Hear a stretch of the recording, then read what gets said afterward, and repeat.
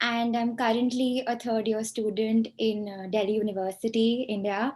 And I'm super glad to be here. Firstly, I'd like to thank the team of Mentor Mitr for thinking that I'm capable enough to, talk on such a sensitive issue. And secondly, I heard Sanjay sir talking throughout, and I could deeply, resonate with him. Everything he said made so much sense to me. So thank you so much, sir, for sharing your beautiful insights on the topic. So before beginning, of course, since I'm not a parent, I can't really, understand the struggles of a parent. But I'd like to talk about. I'd like to talk on the topic from a point of view of a 20-year-old, right? So there are a few things that I would like to highlight. What today's youth has to go through, and I think the first important thing is when parents often compare their child with others. I think parents who compare their child with others think that it will further motivate them to excel in various fields, but instead it has a counterproductive effect overall, right? Because see, having a competitive feeling really gives one, helps one to perform better, but can also be counterproductive in the sense that it lowers the self-esteem of your child. It can of course cause deep set of emotional bruises which are difficult to deal with, and can also result in aggression, resentment, or even antagonism. I feel like the only reason why parents often compare their child with other kids is because they want to invoke a sense of competition within the child, which I think is healthy. But I think there are other ways to go about it. Often comparing your child with others can lead to rivalry among the siblings, which is something I've dealt with on a personal level. And I feel like it also instills a sense of detachment and can further suppress your child's talent. There is a very healthy way to have this conversation and to invoke uh, this sense of competition in your child in a very healthy way, so that your child doesn't react negatively towards it. Because raising a child without having to compare them to other children is something which is highly possible. Ladies and gentlemen, I think we need to set benchmarks for them instead of comparing them with other children, right? As a parent, you should encourage their strength and appreciate their accomplishments, which is something I will definitely address later on. You need to teach them that it is absolutely okay to have some weaknesses, and it just makes them a human, right? Because no one is born absolutely perfect and flawless. I think it's okay to have flaws, but as a parent, you should, of course, assist them in all the ways you can. Above everything, I think it's very important to support your child and to show them unconditional love and support. And you will see that they will always want to try their best just to make you proud. Now, you must be wondering, I have talked about how a parent should have a positive approach towards instilling a sense of competition in their child, and that can be done through various ways, which brings me to my second point, which is appreciating and rewarding your child. I think it is very important to reward your child and to appreciate them for whatever they have already achieved or done in the past, because it's very important to celebrate victories. As a parent, of course, you are bound to give your child unconditional love and support, but sometimes your child also feels the need to be rewarded and appreciated. That has to be done explicitly. Also, I believe it is very important, ladies and gentlemen, to set realistic expectations for your child. Parents, I believe, should understand the inherent capability and potential of a child and set expectations which align with these capabilities. For example, if I know someone who doesn't really have the inherent capability of being a doctor, let's say, I would never force them to be a doctor, right? I would rather want them to be someone that aligns with their personality and with who they want to be. It is very important to help children cope with their weaknesses as well, ladies and gentlemen, because when parents know their kids' weak areas, they must support and help the kids to help them overcome their weaknesses. Because it's not just about a matter of strength, it's also a matter of weakness, right? Though it is not easy, I know, I'm not a parent, but it can be achieved with unconditional love and support. I think many of us forget to appreciate and acknowledge our children when they do something right. See, My point is, appreciation helps to build a sense of self confidence. And whenever you give a pat to your child and you just say good job, I think it, be it for a very trivial task, for tucking up their shoes or socks in the shoe rack, I think it can really work wonders for a child's self esteem, because appreciation gives a child a sense of what is right and what is wrong. The minute you praise your child for something that he has done, he understands that you would like him to do this again, right? In addition, your child realizes that his actions are being observed. And as children crave for love and attention, they will strive to earn your praise again and again. Ladies and gentlemen, this brings me to my next point about how important it is to spend quality time with your children and being their friend more than just a parent. I personally think it's very, very important to not just act as a parent, but to be your child's best friend. You should always be the first person that your child comes to whenever he or she is in trouble, or whenever he or she feels the need to talk to someone. Your child should know that he or she can always rely on you and confide in you, and you won't judge them for whatever piece of information they are bringing to you. Whether it's a change of career overnight, or if they failed in a particular test. Now, of course, I'm not saying you should appreciate your child for failing in a test, but there shouldn't be a fear between you and your child that prevents your child from talking to you about failing in a test. He or she should always be honest with you, no matter what. Again, so next point is something which even Sanjay sir mentioned, and I would like to talk about it as well, because I really cannot emphasize enough on how important this point is. This point is basically all about being flexible with your parental approach. So I feel like when it comes to parenting, there is no hard and fast rule about how you should do it, but I think being flexible with what you do is something that I believe is very, very important.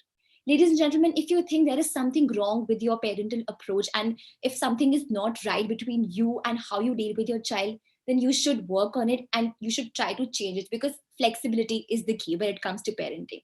Of course, I feel like parenting does require consistency, because children feel a sense of peace when they know what to expect from their parents. However, there are times when your child needs you to be flexible, because I feel like some families benefit from a strict bedtime routine. But if your child is sick, or whenever he or she has had a bad day, or needs a little extra attention, I think breaking the routine and adding a little extra snuggle and love is something which will speak volume to your child. I will share another example, of course. So imagine if a parent is in a really, really bad mood and your child is watching TV. So you sort of lash out at them and you project your anger onto your child. And you shout and say, no more TV, shut it off right away, for example. A few hours later, feeling much calmer, you realize that TV had nothing to do with your child's behavior earlier. So instead of following through, it is okay to go back to your child and say, I was really upset earlier and I wasn't thinking clearly. Instead of, TV, I'd like us to talk about our fight. It's absolutely okay. Because, like I said, flexibility is something which is often overlooked while parenting. But like everything else, it's not always easy to decide if we should, stay firm or relax. And I feel like as a parent, there are a few questions you can ask yourself when it comes to your parenting approach. For example, is your current parenting strategy working? If yes, then absolutely great. If it's not working, then change it. Do you feel stressed trying to keep up with this parenting strategy? Are you doing something that doesn't fit with your personality? Or, are you doing something that doesn't fit with your child's personality? So sometimes what happens is even parents try to look how other parents are, parenting. And that is something that has happened a lot of times. So it's absolutely okay, because everyone is different. So try to adapt to your own parenting approach, which also aligns with your child's personality, is what I'm saying. And I think as you go about parenting, there might be times that your parenting intuition tells you that you're being too extreme, or you're being too harsh. Try to figure out the answers to these questions and change your parenting approach in a way that aligns with your child's personality. Another thing, ladies and gentlemen, I'd like to talk about is, how important it is to stay involved in your child's life. Now, this might be a tough one, especially for, working parents, but I feel like it's super, super important to be involved in your child's life and to, know what exactly are they up to. Now, even though I am not a parent, the one thing I am very sure of when it comes to parenting is striking a balance. As a parent, you should know how involved you should be in your child's life, and it shouldn't be in a way that invades your child's privacy or makes your child feel like, you're too nosy. So I'll share an example. It's a very personal example. What my mom used to do was, and she still does it till date, she asks me how my day was. Just one simple question that she asks me on a daily basis gives me an opportunity to share with her whatever I might have gone through my day, whether it's good or bad. So that really means a lot to me, and it doesn't feel like it's too much or, she's invading my privacy. Positive involvement, ladies and gentlemen, is a critical part of parenting that helps you build your child's strengths and abilities, and also, builds your relationship. More examples of, positive involvement can be encouraging your child for good behavior, and, arranging and participating in family activities of mutual interest, whether it's board games or sports, or just, just taking a walk in the garden. It can be literally anything. Another thing I feel like, where it is very important to address when it comes to, positive involvement, is taking active part in your child's school activities, or, staying involved with whatever activities or clubs they are a part of in their school. Because this is something which my parents do till date, even though I am a college student, but I'd like to make sure that my parents know what exactly I'm up to in college life, and they can be a part of my activities as much as I am, so that, it really feels nice, and that is how they become my best friend more than just a parent. And I think it's a very, very beautiful thing, thank God. So that is something that you can try as well, right? Lastly, one more thing I like to talk about, which is very, very important, is your child's mental health. Now, being a staunch proponent of mental health and trying to advocate and normalize talking about it is something that I really, really stand for. See, mental health was something that was not really considered that important, say, 10 years ago, but now it holds a lot of value.